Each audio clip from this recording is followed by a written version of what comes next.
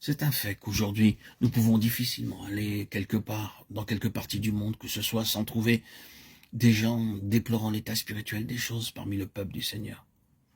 Leur sens des choses est juste dans l'ensemble, bien que, comme nous l'avons dit auparavant, beaucoup d'entre eux semblent simplement se plaindre, murmurer, gémir et critiquer sans avoir quoi que ce soit à offrir en guise de remède et d'amélioration.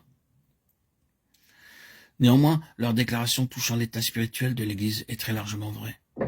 Sur une très vaste échelle, il est vrai qu'aujourd'hui tout va de travers quant à l'Église. Les choses ne sont pas comme elles devraient être, comme le Seigneur les voudrait. Mais nous ne pouvons pas nous appuyer sur un sentiment général, quoique très général, que les choses ne vont pas. Ceci doit pénétrer notre propre être. Nous devons le savoir pour nous-mêmes. Je ne suggère pas que nous devrions aller essayer de découvrir tout ce qui ne va pas et faire une longue liste de tout ce qui est tellement défectueux et déplorable aujourd'hui. Mais je dis ceci, si nous devons coopérer avec Dieu pour qu'il obtienne les choses comme il les voudrait, la question de la situation doit être une chose reçue directement dans nos propres cœurs. Nous devons le savoir pour nous-mêmes. Nous ne devons pas être des mécontents professionnels, mais ceux qui ont un réel travail d'enfantement du cœur à cause de ce que nous savons être la situation, ce que nous constatons, ce qui est évident à nos propres yeux et qui trouble nos propres cœurs. Donc en premier lieu, Néhémie s'informa directement de la situation et c'était une situation calculée pour faire perdre le courage à quiconque.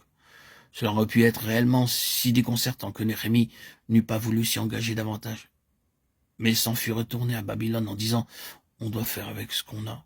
Les choses ne sont pas comme elles devraient être. Elles sont absolument irrémédiables. Il ne sert à rien d'essayer de faire quelque chose à cet égard. » Mais il n'a pas abandonné la situation comme irrémédiable, toute mauvaise qu'elle était. Je suis tout à fait sûr que si vous aviez été l'un des hommes faisant le tour cette nuit-là en compagnie de Néhémie, vous auriez bien pu dire « C'est quelque chose qui est entièrement au-delà de notre portée, nous ne pourrons jamais rien en tirer.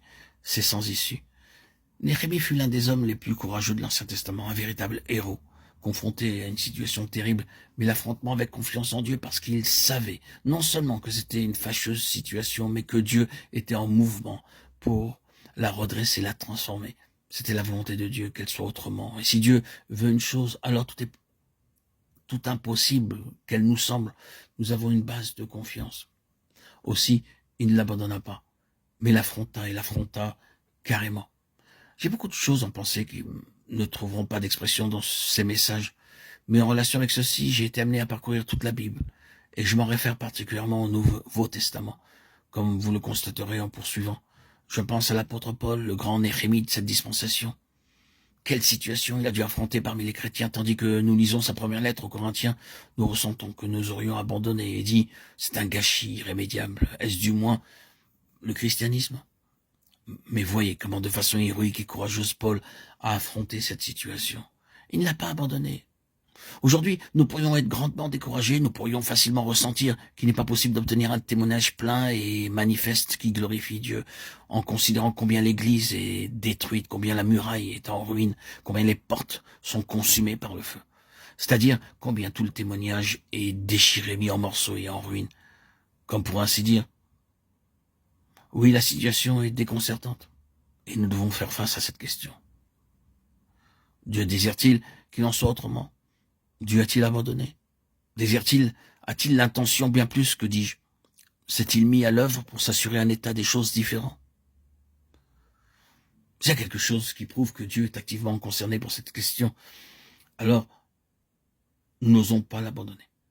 Mais cela réclame beaucoup de courage, tout le courage que Dieu peut nous accorder pour affronter la situation présente.